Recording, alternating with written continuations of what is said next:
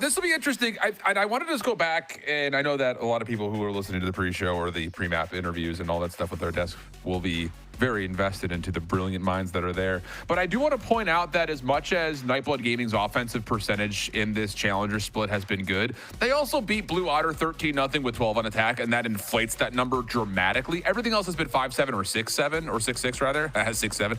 But I think that's one of those things for Nightblood. Like, I don't necessarily look at the 64% that it shows as like that's a true 64. It's closer to 50 outside of that Blue Otter anomaly.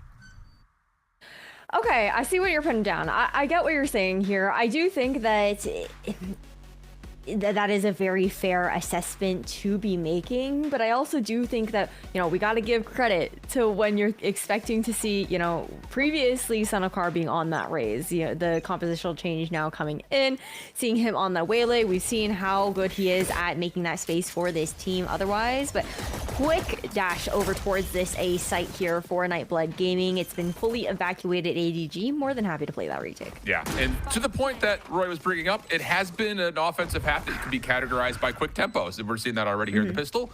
Senokar able to find the first. Good response for Sacred. Just continues to come up clutch. One on a bit of an island, and has, honestly, for the post plant, there are two players who are isolated thanks to that opening pick from Sacred.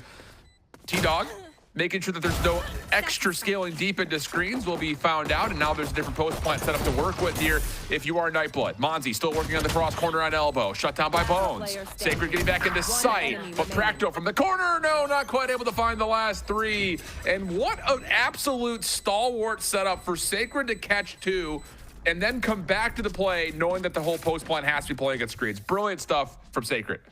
Yeah, I'm so excited to see Practo and Sacred going head-to-head here on the Vipers. Both those players just had so much impact in our first map of Abyss, just being the difference makers in a lot of those rounds, being able to rescue those rounds for their team. But overall, great retake facilitated by the saturate that was thrown over towards elbow to kick things off there for ADG. NBG now, with that plant secured, will be going for the stinger buy. Why not on split? You've got the close quarters that you get to work with here. But this time, ADG might be a little bit more invested to actually stay onto site with how T-Dog is positioning. Yeah, and again, just knowing if you're ADG that Nightblood is going to play with some tempo against you, you are trying to respond with a little bit of this counter aggression, which Bones is able to find the quick pinch opportunity. And nice little bait and switch there. Hey, look at me, while Sacred comes up and hits you with a shotty. So now all of a sudden, if you're Nightblood, you are stuck. I mean, completely overwhelmed on site. Brilliant read from ADG and a great start once again. Not dropping a pistol, not dropping an anti-eco. ADG have been flawless in the first two rounds of every half so far. Yeah, and with that investment, you're not going to see that buy you would normally expect here into round 3 for NBG. It was a high-risk, high-reward play, and unfortunately, it just doesn't go in their favor that time around. ADG, though, definitely going to be feeling comfortable about this. The Outlaw still in hand there for Chaotic, going to be able to do a lot of damage into this round. We have seen some crazy openings on these ecos, though, coming out from Carson. It feels like even in rounds where, you know, you're not expecting him to be able to get that first blood as anticipated, the Buffy somehow does work. Well, speaking of, a little bit of a payoff for that color commentary, Ash. First blood will be tallied, and that does put a bit of pressure on the defense. Bones in particular will have to kind of keep his head in a swivel. He does have a rifle to work with, which he's going to feel maybe a little bit of security with, but oh no, that's not what you want. You don't want to be hit by that. Dog takes a big chop out of the left quad. That's enough for Senokar to find a second. How this Vents control fully in the hands of NBG makes it so uncomfortable for T-Dog. He's got to play fully off his sight, especially with that Phantom in hand. And Nightblood are clearing every corner so far as they get into mail. And Sacred come up clutch once again. Should be a little bait and switch coming through. Flash maybe to come out first. Steps up and oh no, doesn't quite hit the trigger long enough. May have been more than two, but to be candid, two is enough. Chaotic able to at least find the second. I don't know if that was even the intended target initially, but regardless, it lands. Gives the defense a chance to fight back. Spaz trying to clear with the paranoia. Little does he know that Chaotic have re-flipped around the side and ring around the Rosie. Left. Defense will plant, and NBG will have to reset, trying to find a different angle of approach from heaven. One It's getting really awkward here. Practo with the drop on him, and T-Dog to isolate the one to start things off. It's going to feel impossible for Spaz to get this plant down. Will secure it at the very least. For a second there, saw T-Dog kind of in that little crouch up, thinking maybe does he try to get the edge of the smoke to try to find the exit, but instead just kind of burst through as soon as you hear the plant actually be secured. And the rifle works out. So another clutch moment coming through for ADG. Give a lot of credit once again, though, to Sacred. I don't know, man. He's been looking real solid in the first two maps. 6-1 to start here in Split. Yeah, definitely good looks. But despite the fact that, you know, this round isn't a net win for NBG, considering how close it got there at the end, you've also got to be happy when you're on that eco and it comes down to the 1v1. You're getting it as close as possible, at the very least, doing a little bit of that damage to force ADG to reinvest. But Operator now online here for Chaotic, going for an early B main peak. Yeah, and that's a dangerous power tool here now that ADG will really be able to assert control and potentially, at a significant nature, slow down Nightblood's tempo, which, again, to the point of the desk, that's what they like to do on this map offensively. So you've got an extra resource available to give yourself some presence. Sacred trying to keep that Judge alive in vent. Will only find the chunk of Spaz, who will be healed back up thanks to the overgrowth. And that's enough for Nightblood to get back into a 5v4. Happy with the mid pressure that they've given off now. We're going to see NBG shifting that attention back over towards B main, where they had originally started. Thing is, that op still watching deeper than you would even expect. The collat to come in from Chaotic as well. This round should just be about shutdown. Definitely feels that way. Flash will force the teleport back for Chaotic, but like you mentioned, that is a huge flip. Now, Practo, timing is going to be everything here. And yeah, I had an idea about where Bones was, but can't make good of it. Chaotic hits another. 30 seconds left. And okay is right. Yeah, all right. Okay, A little bit of a joke. A little bit of a joke. Right click headshot from that far. Okay. That one's a little BM. That one's a little BBM, but that's a tough look there. Overall, though, a strong 4-0 start here for ADG. We got that Dimensional Drift online here as well for Chaotic heading into the next round. A couple more ultimates on the side of the defenders, too, with Sacred having that Viper's Pit up. NBG, they got a couple ults of their own, but it's going to be another eco round that will be coming through. I'm assuming it is a... tactical timeout there. I was waiting to see. I was like, okay, surely it is NBG, but you know, wait for confirmation just in case. And the conversation, I think now is, it hasn't really been a problem for them to actually get onto site, right? It's more so about, okay, how are we positioning ourselves into that post plant? Because ADG have been so comfortable flooding back in on those retakes or even just winning out those initial engagements. And it's been a lot more difficult, I think, for NBG to like slow that flood back into site as well because of it. Do you think that there's something in the pudding here, though, about like, yes, the spike is getting down, but it comes after not having the most cleanliness of executes? Like, I think in particular, of course, we've got Sacred with the two with the Judge up top at tower, but then you also have like Chaotic gets 2 off of the collat. Like, it just feels like, yes, we're on site, but some of these low number post plant situations maybe not be as secured as maybe they should be, considered that offensive success rate that we talked about. No, for sure. And well, once again, you're going to see that op being pushed, right, for Chaotic. Gonna get one, but will pay for his life. Not able to actually get the TP out in time. Full ramps control here, and T-Dog's position fully known. Oh, great flash, though. Has the defense moving their way back over from the backside of the site. 1-for-1 the exchanges. Sudakar has opted to go into the scope, and it's going to pay out. Oh, just down to T-Dog. Behind the play, able to find one for free. Was hoping for more. But there will be a natural exit here for Nightblood with the spike back through vents in. The dog cannot reach, and the slow orb will have T-Dog further away than you'd like to be. Now my question is going to be about this positioning, right? You've got Son of Heart solo over towards heaven. There are no flashes, no dog now to re-clear that op angle.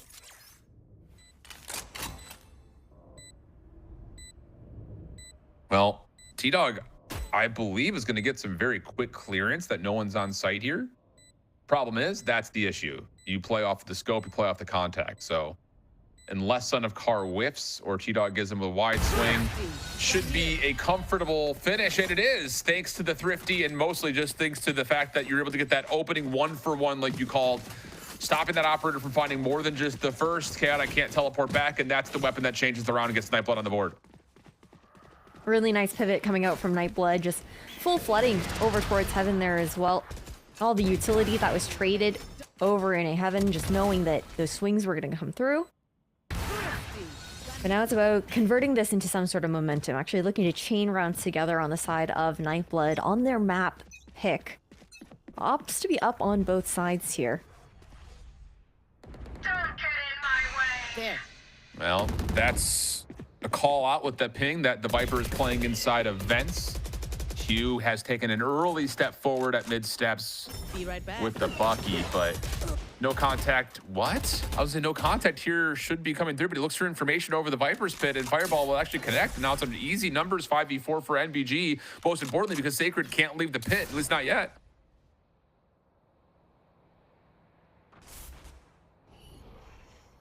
Okay, let's see what Bones is going to be able to do, though.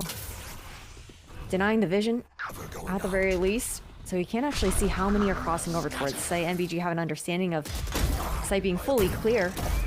Being able to get one and get out is massive. Yes, it is. Defense going to rotate over. The Viper's pit will fall, but this is a full commitment for Nightblood. Oh, this So timing. can they hold this setup on site? Bones, good timing here, but Son of Car gets the weapon up just in time to shut down what likely was going to be a freebie. Sacred once again, though, comes up big to find the response. Viper's pit on the other side. T-Dog sidesteps around it. Snake bite to put a little bit of pressure on that back elbow position. Spaz playing on the outside. Dimensional drift to find information. Spaz needs to keep their life here. You cannot allow this dimensional drift to find everything. And unfortunately, as ADG try to challenge through with Chaotic, they don't find the kills they need, leaving Sacred into the 1v2 and is not able to predict Spaz on the close corner. And Nightblood will get their second round. Nice start here for Nightblood to try and at minimum find a tie, just start accruing these rounds for themselves. Now breaking the economy of ADG makes it even more feasible. But again, comes to those eco weapons and it comes down to split. That doesn't necessarily always make the difference. But I think the adjustments from NBG are definitely huge. The way that they're trying to maintain a little bit more of that extremity control with some of the lurks starting outside of B, starting outside of A main, ensuring that that information won't go into the hands of ADG early on. And I honestly thought I didn't think Krako was gonna live there. Not that I'm not a believer. That was questionable for Misha. That one was a little bit questionable for me. I can't lie. Yeah, that's one of those where I feel the action kind of tells the story for you. So, Nightblood able to shut down some of the aggression play, and that's now 3 in a row. It turns the tides a touch, but Chaotic can reinvest now into the operator, and we saw what that was able to bring. I mean, again, it was traded out, but those 2 rounds were very successful for them, and yeah, you just don't expect Practo to deal that much damage and find that much conviction in that opening first blood, plus the extra. Yeah, really good round from Practo. Okay, we got weapons back into the hands of ADG now, though. The slow consistently going out, denying that early peak. Fortunately, the team flash is going to keep the swing from Spaz from going through to try and capitalize off of that slow.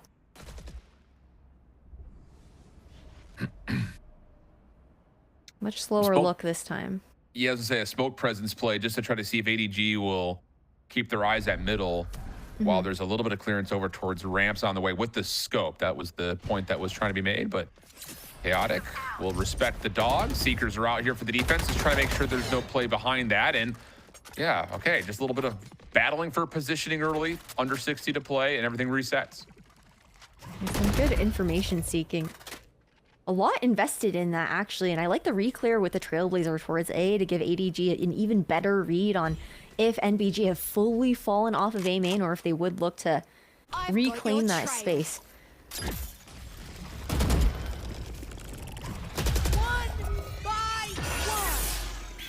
Well, here comes the commitment call. Son of Car getting some presence at B tower. Spike right behind this play on top of it. But T-Dog in the corner is not checked. He finds the freebie. Good response from Monzi, but a counter trade is back. Numbers now with the defense as Hugh continues to get the pinstripe kill feed in favor of ADG. Here comes the bully play onto Sacred, but there's just always someone else nearby. That means that fireball up to 10 seconds really doesn't have the ability to play off the resurrection. You would think needing to grab the spike, and in that moment, it's Hugh down low in the corner to get ADG 5.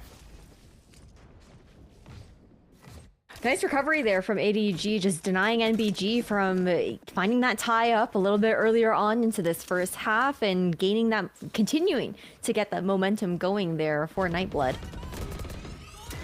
And that overall great understanding of how to control that space. The conversion pass was just such a huge difference maker there in holding on to that B having control, denying that split towards B there for the attackers.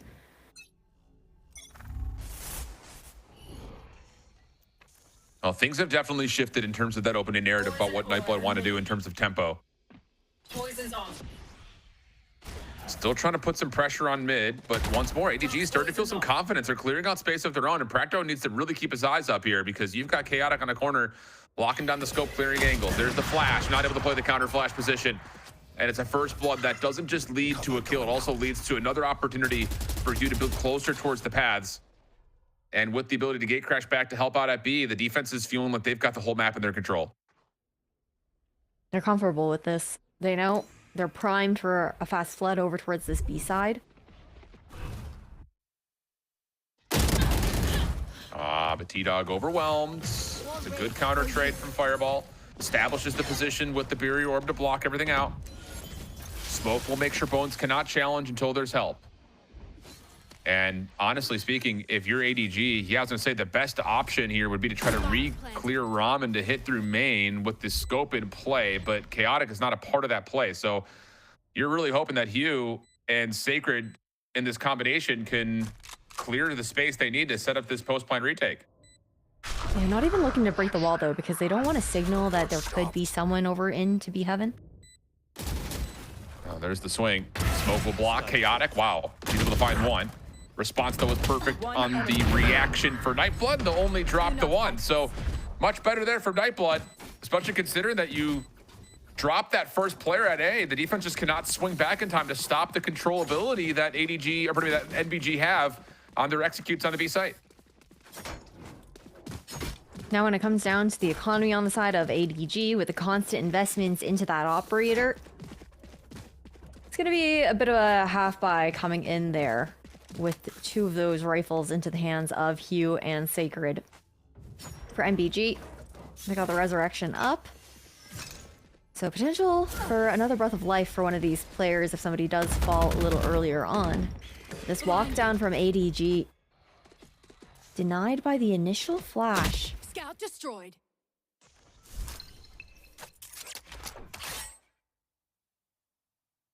Well, Nightblood with this more patient approach, maybe kind of enforced by the opening part of this half, has found some decent success.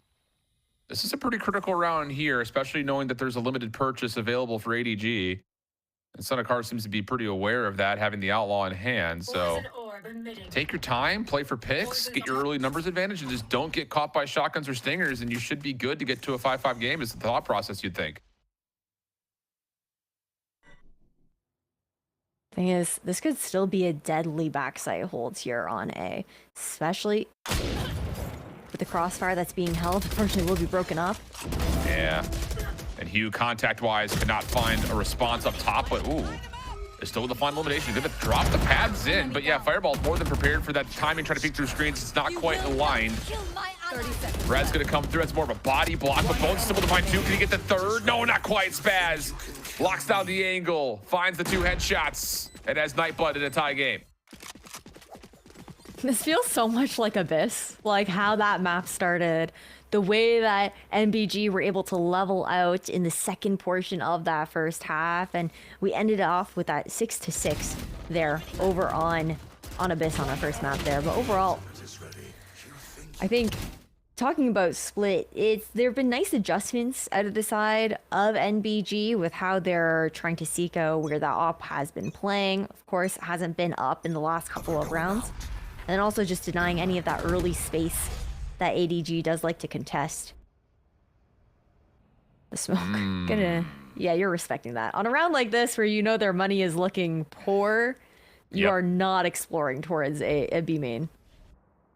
Similar situation here at ramps, with the poison cloud in position to continually smoke this angle.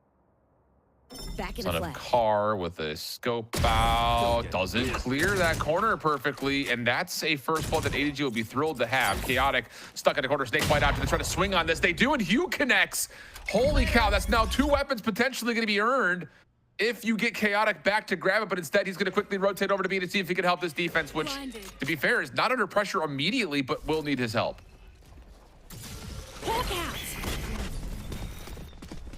Flashes don't actually connect there, but a great paranoia out of Bones to delay even further on this push. Stall tactics are appreciated. Bones in the corner. The shotguns just continue to land. Oh my goodness. There's no chance. Nightblood again. The world is your oyster. Get caught, not clearing out A ramps, not once, but twice. The rotation back, met by shotguns, and it's a thrifty round that gets converted for ADG late into the half. I feel like that's also, to pivot back over towards B there, it has to be one of the hardest calls when you're thinking about those Buckies. If you're going to go for the wall play, there's nowhere for the rest of your team to go once that wall goes up on that right side and you're just funneling into backside, and it becomes even more comfortable for those shotgun players to just kind of sit there. NBG, they look to revisit over towards A main, but the early fight going in the favor of Q. Trades, sure, go back and forth now. A bit of overheat, a little bit of over-peaking lands NBG in a numbers advantage. Yeah, good discipline right there from Spaz after the messiness of that opening battle to make sure that there could still be another player there. And as Sacred drops trying to sneak into the pit, now it's just down to Bones, looking likely for a 1-1 half. Bones does get the teleport up top, but has to wait for the hindrance to shake off, and Spaz is right there again. Okay, 6-6 half. Really good, I think, just in terms of both teams finding adjustments and adaptations, especially considering ADG starts slowing down Nightblood's guaranteed plan of playing with tempo. But on the second quarter, if you want to call it that, NBG, more measured, more disciplined, do come away with the majority of the back half. Now it's a question of how this defense is going to look for NBG. With Fireball Ops on that Sage, on top of running the double controller, there's just so much stall capability now on this team side. Granted, for ADG, though, you do have 2 duelists who are able to bypass a lot of that utility with the TPs, with those dashes there for Hugh as well.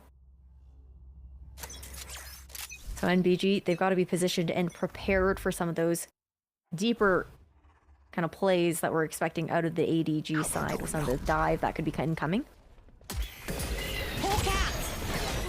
Well, action here very quickly on the approach to B. Spaz having some trouble with the first set of shots. Chaotic can convert for the trade. Practo up top, able to find one more in response to keep the defense some footing. But you can see again, low number situation. A little bit of chaos starts to calm down, and Son of Car, once again, very disciplined. Making sure nothing's at steps, but the timing, oh my goodness, it's like Sacred knows, but can't convert. So now it's just to the 2v3 situation. And for ADG, the threat of losing their first pistol is looming pretty menacingly. Yeah, they're just trying to pull any sort of pick out early on. Fireball Ops, though, with the slow to come in. Q's trying to find that, and Stop Chaotic it. is... No. For the 1v3! Oh, Chaotic! About to say, you kind of saw that one brewing. The slow orb not in a position to allow the stage to come from dirt to help on that pinch, and all of a sudden, Chaotic gets the read that there's 2 up top, hits the shots perfectly, and then you know for a fact that the stage is playing down low. What a miscue. 1 enemy remaining. It's those constant fake taps, right? They think that the 2 players towards heaven can comfortably drop towards site in a 1v3. They're maybe anticipating, okay, surely Chaotic is just trying to get the plant down at minimum into that round. Insane stuff overall, NBG. They're going to go for that 5-man push outside of B main. A, completely in the hands of ADG, though still not aware of it yet due to that toxic screen. That's just going to delay it a little bit further. But look at how patiently Sacred is playing over towards sewers.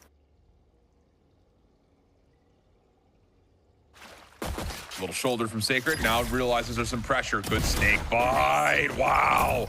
Talk about playing off your own utility, Sacred. Spike planted.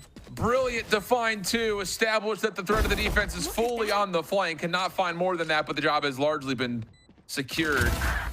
And yep, this is a crossfire against Classics that you're going to feel like there's no way you foil on this, and that will likely be the case. NBG still cannot find ways to make these anti-ecos tight, close, or otherwise. Although that's a chaotic play that he's just looking for some dimensional drift action there. One enemy remaining. And the follow-up should be pretty comfortable here for Azure Dragon. Yeah, just a little bit more of that eco damage overall. NBG though, man, I'm still thinking back to that pistol round. They've got to make a statement here on the anti-eco. Granted, it is a very strong bonus coming out from ADG considering the buy. We've talked so much about, I feel like, the impact that Sacred has on these rounds, but like with a ghost in hand alone, Yeah. completely denied any dream from NBG finding success on that death ball walk down. Well, here we go. Full purchase chaotic. We'll bring the offensive op into play here. So we'll see what Azure Dragon want to do around that weapon. You imagine it'll be a pretty slow start here. Wait for some of these smokes to fade away. Give chaotic a chance to connect somewhere. And then you'll go from there. Yeah, But just waiting for the cycle on this poison orb to drop, but even when that does go down, you still have another dark cover to layer on top of it. Snake bite available here too, just to make it that much more uncomfortable for anybody else on ADG to follow through. Attacking op is definitely interesting here for chaotic. this is a chance at B tower. We'll exchange Trailblazers across the map. And under 50 to play. Now you need to start to see what does your Dragon want to do. Missing out on an opportunity for an opening pick. Get out of my way. We can't be just raw peeking through mid without having any clearance there at any point. But that was the risk, and it doesn't come with any reward for ADG, who now are in a very limited position, trying to just see if Chaotic can create noise and pull focus to B. That's not bad. 30 seconds left. Yeah, but NBG are not moving right now. Who's next? Resurrection that's used why. over towards that B side too. But Chaotic's pick does get him into dimensional drifts. The quick gate crash back into safety. Now has the spike looking for a plant. Keep your eye on Bones. He's in the big key position with the flank star beating the other way. Good flash coming through, but Fractal, could he find opportunity? Yes. Bones will drop. Son of Car up top. Trying to get this post plant broken down, and yes, NBG will find clearance. Sacred in trouble. Snake White will land. Chaotic almost gets the spray down, but only finds one. So now it's just down to, can you just read where this next hit is? Sacred shows a weapon. Fireball will find the first, and likely this will be a pretty easy follow-up with the rest of Nightblood's numbers, and it will be 8-7 the count. Much needed round win there for NBG to just continue to keep this one close, right? Overall, you were talking about Practo's positioning on that flank being just such a big difference maker. An attempt at that pump fake there from ADG just not going to work out in their favor. Holding stalwart onto site. I'm more than aware of the fact that some of those plays do come through on the ADG side, especially when T-Dog, you know, has that conditioning down. Now going to be leaning back over towards B here. Little tech pause that we're going to have to chat through here, Shift. But Okay.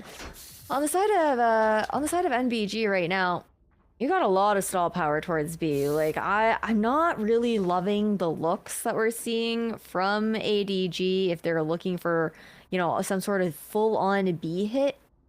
I feel like you have, you know, a lot of the spacing can be broken up by those slows. I'm expecting a lot out of Spaz as well when it comes down to those paranoias have been just so potent in denying that front sight control from the attackers.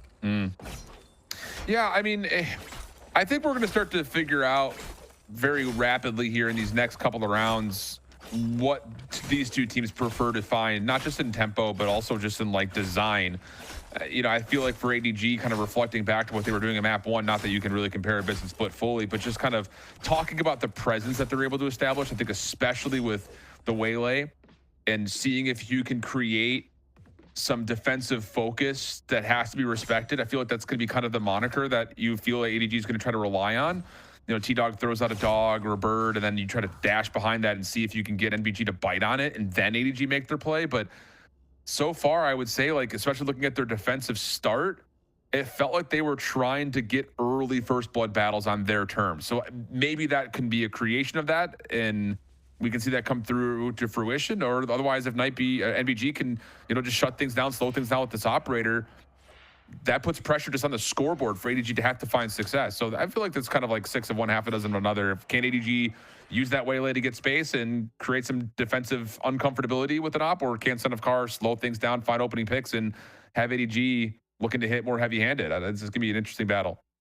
Yeah, I think the way that ADG likes to play, you're talking about how the dynamic works, especially up against the composition there of NBG, makes it a little bit harder for ADG to play their game of, you know, you're expecting Hugh to be that type of the spear, chaotic, looking to set him up a little bit more and have the rest of the team follow. That's just, it gets broken apart with how much stall ability or how much reactive utility NBG can pull out in response there. For everybody at home, we're just waiting on a mouse to come back up online for one of the players, so please bear with us on that as we wait for the players to all get back into lobby here.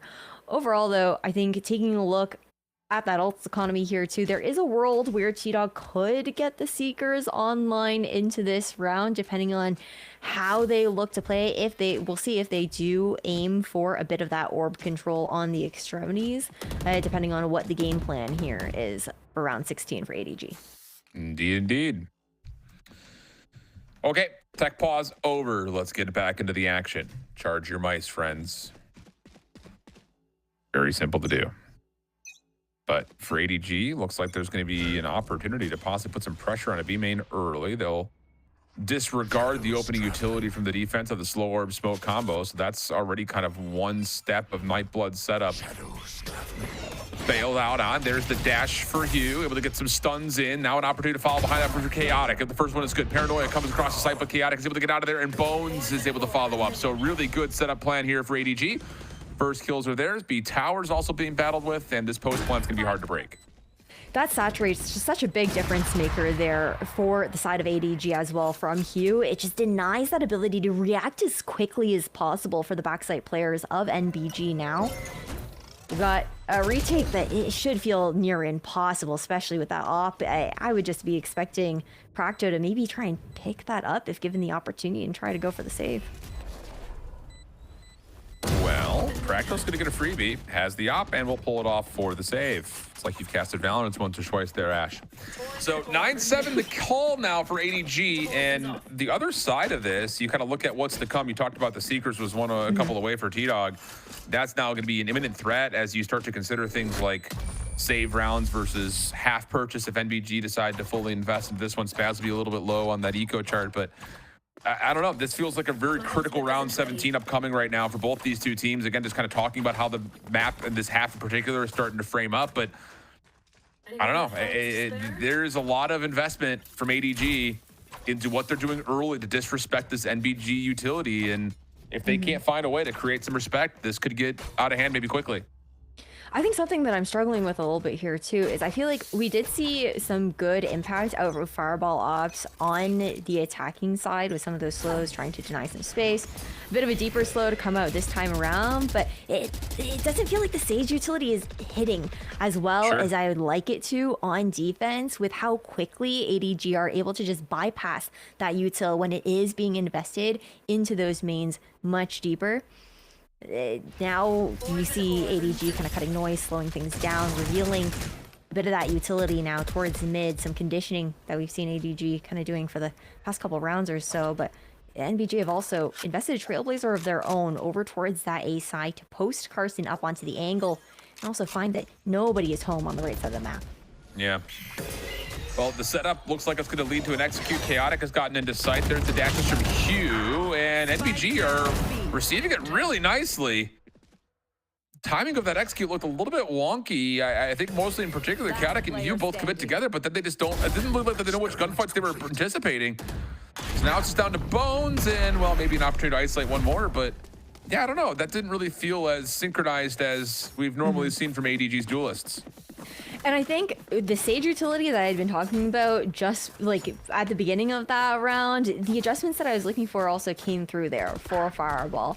Not having him play as passively towards backside, being a little bit more proactive with that util. The timing of the wall going up, I think, was also such a difference maker in how comfortable ADG ended up ultimately feeling in that initial execution, paired with the information that they're able to find over towards A main.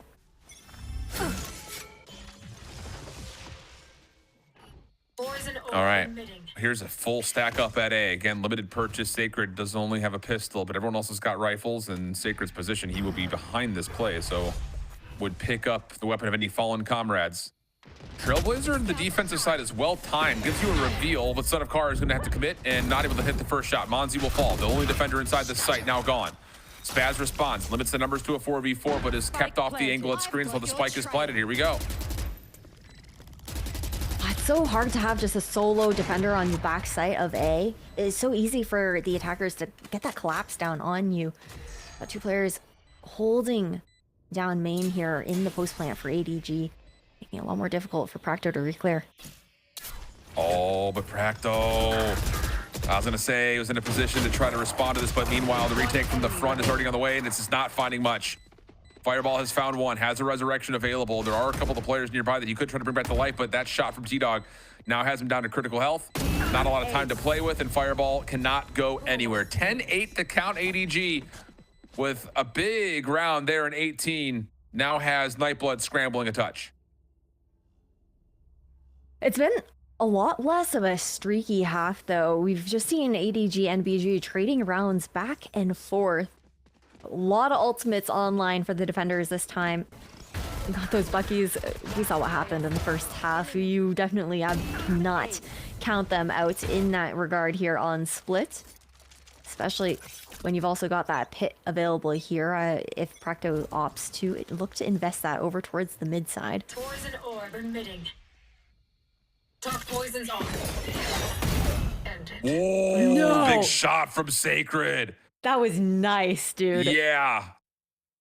Because for Nightblood, they're just trying to get a little bit forward, see if they can use numbers to bully somebody at A main, but instead that play goes awry, and now it's just a huge numbers and weapon advantage for ADG. Defense is still in position to try to read this behind the wall, which is broken. The dog will go through it. Fireball's trying to hide the fact that he's got a shotgun, but chaotic. Flash comes through. Wait, hold on. Fireball not fully affected by that. Monzi catches one more, but ADG eventually get the kills that they need to jump onto site and force a plant. Oh, Practo snuck onto site though. Elbow control, but they're playing so far back. Only a bit of chip damage that he's going to be able to do here. Now to hide in the smoke. Shouldn't be able to get out. We've seen crazier things happen, but no, not committing for the plant. We're just going to play for the elims for now. Smoke out once more. Practo trying to utilize that. One enemy remaining. Another shoulder comes out that has Spaz down and out, and then Bones, yeah, respects the fact that the shotgun to the corner is still in play. So 11-8, and now a must-win round coming out for Nightblood. Absolutely. Especially with the amount of ultimates they can invest into this one here as well. ADG. One enemy remaining.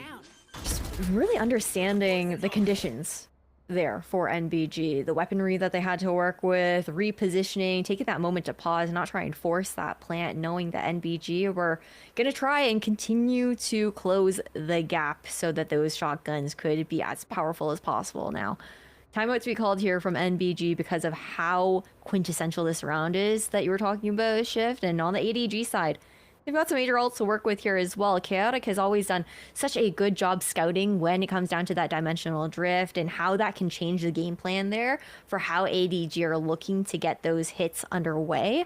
And for NBG, it's all about that response. It feels like a lot of those rounds that you were saying were getting a little bit more chaotic. They just weren't reacting fast enough. And granted, sometimes it was because, you know, the saturate coming out from Hugh, you can't throw that utility nearly as quickly as you would like. But it's all about those little adjustments when it comes down to positioning so you don't get caught out. All right. Lean forward a little bit, friends. We've got an explosive round on the way. Could determine this series and maybe the future of what happens for ADG riding the hot wave, whereas for Nightblood, well, you know what happens with the group stage coming close to an end here. Dimensional drift for ADG immediately with this little extra dash into mid. Practo will be read ahead. Oh, ADG still able to find first blood. Practo just could not get away. So it's essentially just a dimensional drift for the first blood. And now you have to respect the position. And beyond that, Chaotic really doesn't have to do much besides stay here because the defense just cannot rotate over to A. Should be a plant. Chaotic has done his job. Resurrection underway here as well.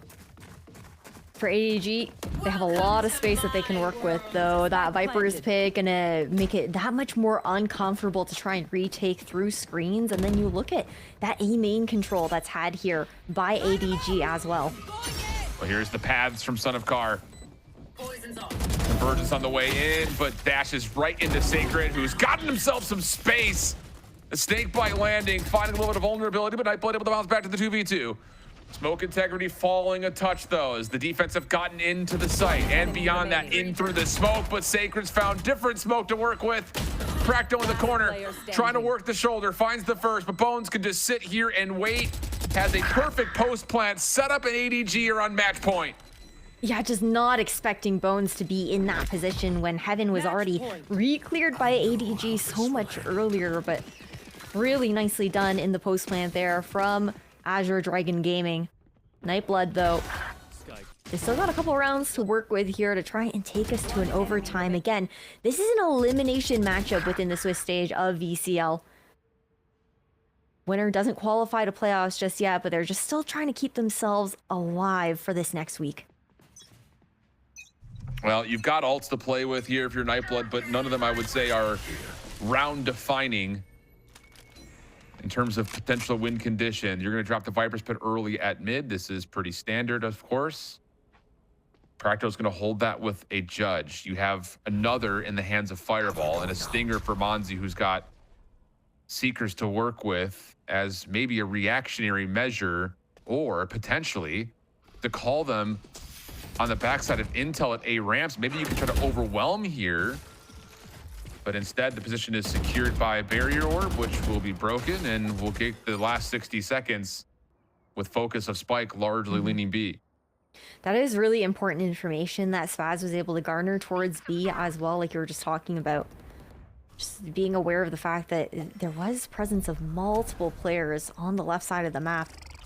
The Seekers are going to chase ADG quite far and deep, so you see the rotation being pulled here, Fireball off, being called back over towards that B side. Well, honestly, this is good mind games for ADG. They let those Seekers come around and the defense rotates. Now you've got to fake execute to B behind Chaotic, but Hugh, meanwhile, has dropped on the other side.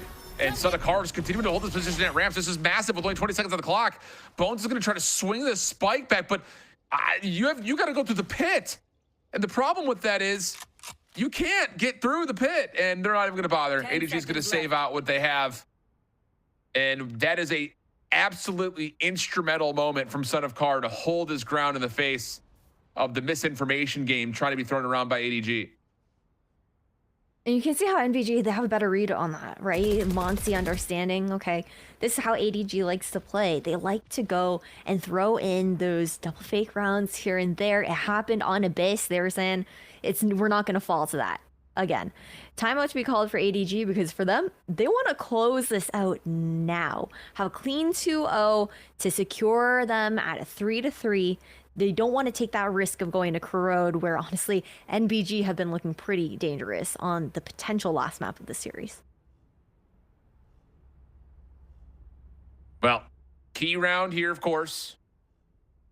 Economy is not, I would say, super fragile for ADG, but you drop this one and NBG get to 10, it starts to shift the touch.